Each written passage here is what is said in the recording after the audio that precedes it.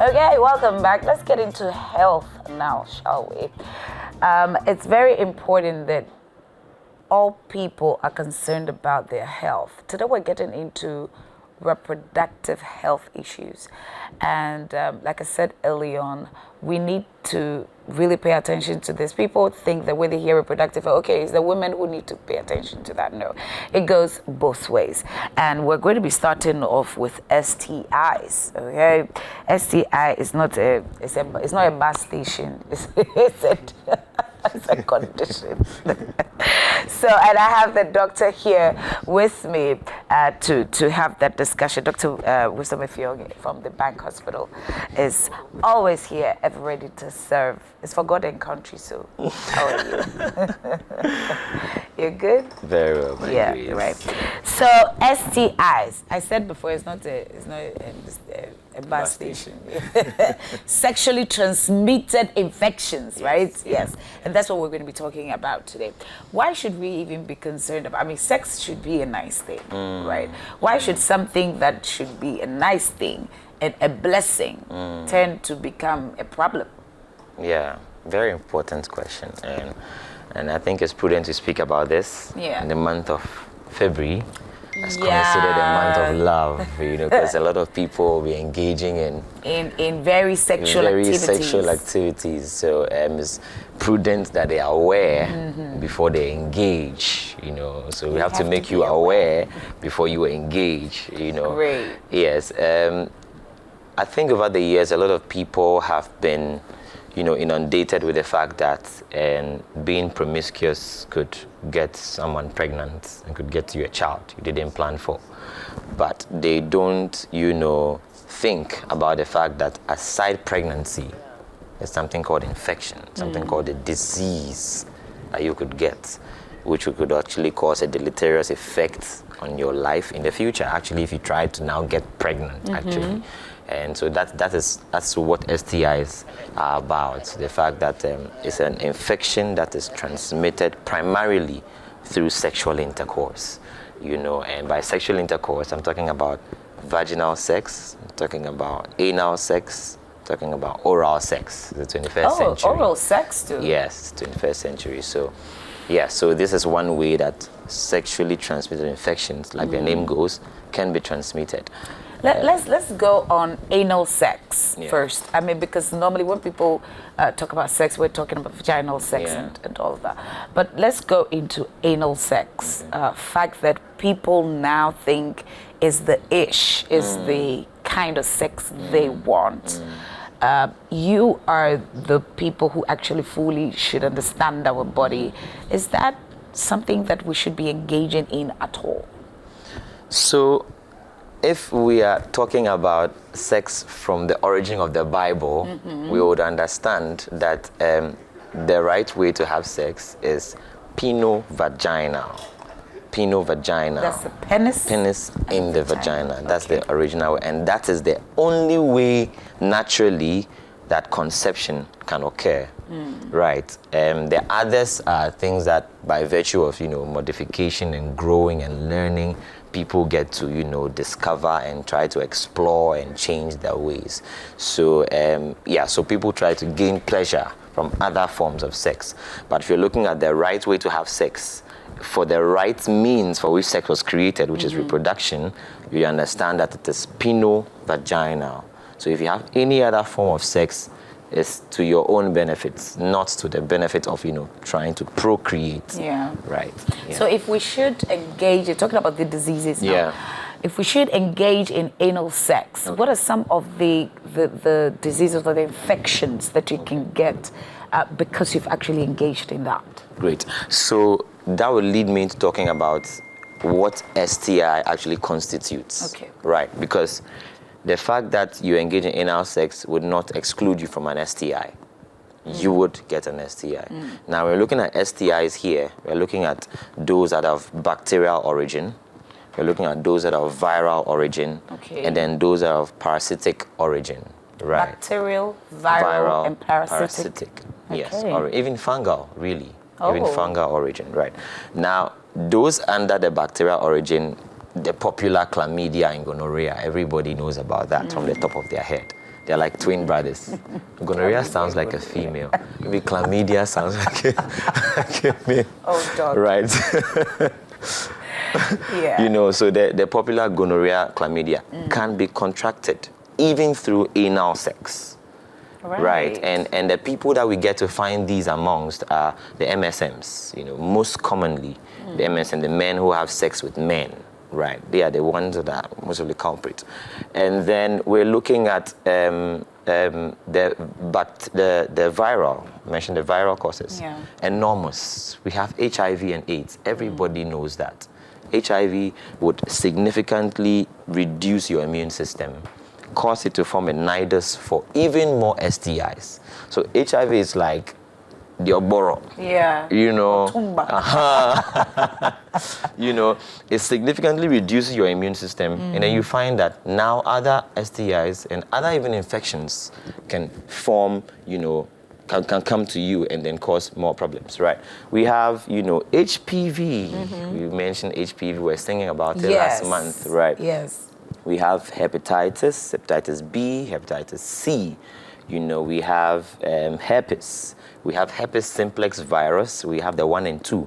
The 1 usually causes, you know, some sores in the mouth. Oh. And then the 2 causes sores in the genital areas. Okay. Right. Then when we talk about the fungal and parasitic, we would have the popular candidiasis. You know, candida, with that you see the women coming with whitish, you know, creamy discharge, like cheese from the vagina. And then, so we have these things that cause even lice. Lice has been added to, lice has been added to, you know, I thought lice some of the is causes. something that happens in our hair Exactly. or So something. now apparently now some of them can, you know, house themselves in the pubic area, filled with moist heat, you know, hair, and then that could, you know, transfer from one person to another. Yeah, so that has been added as well. So these are the various causes. Exactly. Do you remember when you were young, they used to pick lice from your hair? It could also be in your VJJ? Yeah, so that could. Some people are not very hygienic, as you think. Some people have lice in their VJJ? Yeah. So these things amazingly can you know, cause a sexually transmitted infection from one person to another. I see. So the point we're trying to make is that if you hear STIs, it's not for people who have just regular sex, like vagina and penis sex. Yes. You can actually also have it through the anus. Yes. And then if you also engage in oral sex, so that there's that conversation, it concerns everybody. Yes. But we're not like, okay, I just do oral sex, so I'm okay. No, you're also at risk. Yeah. You know, and now that we hear the lies, I don't even want to think about it. But that can go away by personal hygiene, right? Yeah. Yeah, okay, that's so just bath. Let's move on with our lives. Right. Okay, so that's the viral, fungal, bacterial, and all of that. I remember. And you go. I remember when we were younger, Candida didn't come off as a sexually transmitted thingy. I mean, if you use a public washroom or stuff like that, we're told that at what point does that become a sexual, socially transmitted infection? Yes, so as long as you have contact with an infected person, just like the way when you have contact with the washroom that you suppose the candida is residing, if a human being is now the harbor of that candida and engages in sexual intercourse with you, naturally and normally you would get that. And that would even lead me to talk about other ways in which we can also get STIs. Great, take us away. And that would be, you know, what we call vertical transmission, so mother to child transmission. Now, this could occur when the baby is still a fetus in the womb. There are some stubborn STIs that could go past the placenta barrier and affect the child. Now, there are some that are transmitted during the process of childbirth. Yes. So, you know, the baby coming in contact with the mother's blood and all that. There are also some that could transfer from mother to child when breastfeeding. and HIV really does all three. HIV does all No, three. too bad. Right? So, yes, and aside that, those who engage in sharing of needles, some people, take medication, some people take drugs, illegal, illicit drugs, and then they tend to share needles. Like the steroids. Exactly. Okay. Those people who take, illegal, illicit drugs to get high, they are in a room, they share the needles, because they don't have access to so much needle, they tend to share one needle. They could transfer an STI amongst themselves. And also those who also take transfusions. Now, transfusions here in the sense that if you take a blood that has not been screened, how would we give you blood that has not been screened? Unless, of course, it's not in unless, health. of course, you do it outside of the hospital setting. Because in the hospital setting, you never know. Things are done. People are selling their kidneys, isn't it? Right, yeah. So, yeah, blood usually in the hospital setting is very screened of, these diseases. And if you notice that there's one in it, we just try to put them aside. But, yeah, so these are the various ways that, one could get, Ladies go to the salon. And, I mean, in the course of trying to do your hair, you'd probably have to use a needle. And these hairdressers, some might not even, sterilize the items. They just go back and use it. Could that be a subtle way of, getting anything like that? So now, not just ladies, even guys go to the salon. Yeah, men's to grooming. Get a haircut. Yes. Okay. So if supposedly they've used the machine or the needle, like you said, for someone who has any of these infections. Let's take HIV, for instance. And the needle is such that the beveled end is open. Now, when the beveled end is open and it pricks you, what it does is that it takes some of the blood. Right. And then now, if that same needle is not sterilized properly and pricks an uninfected person, that bevel end, the blood that he took in, he would just give it to. So that transmission is also very possible as well. So we would advise that sometimes you go with your own, machine to the salon so you get your hair groomed nicely. Wow, this is actually bigger than I thought. So we have to be very, very careful. Very, very where careful. you go to cut your hair, where you get to do your, look good and everything. And you should also make sure that they have all these sterilizing machines and all of that, so that you're safe, right? Okay, so we've looked at the causes. We've looked at the fact that sex is the main thing, and all of that. Let's look at age brackets, because some people might think, okay, this is for this group of people. Aside the fact that you spoke about mother-to-child transmission, aside that, what's the age bracket of people who normally would be infected with these diseases? Great question. Now, that will lead me to talk about risk factors. Okay, so STI is no respecter of age. As long as you are sexually active, you are at risk. As long as you are sexually active, you are at risk of STI. If you are 9 years old and you engage in sexual activities, you are at risk of an STI. If you are 60 years old, you engage in sexual activities, you are sexually active, you are at risk. So it's just like hypertension and age and being a man. You're already predisposed to hypertension. So it doesn't respect age. There's no age bracket that will say from this to this they are at risk. No, as long as you are sexually active, you are at risk. That's one major risk factor. Now, another is if you have multiple sexual partners. Right. Yes, if you have multiple sexual, in fact, you are even at a greater risk because you don't know where they are coming from. You don't know what food they have cooked in their bodies and they are serving you with, right? So you are at a greater risk, right? Or if you have a partner who has multiple sexual partners. So you're faithful, but he or she is not. And you don't even know that, right? You are still at risk because they could serve him or her that food And he brings it home to serve it to you, hot or cold. Oh, Lord Jesus. I can imagine that. Right. So those are the few of the risk factors.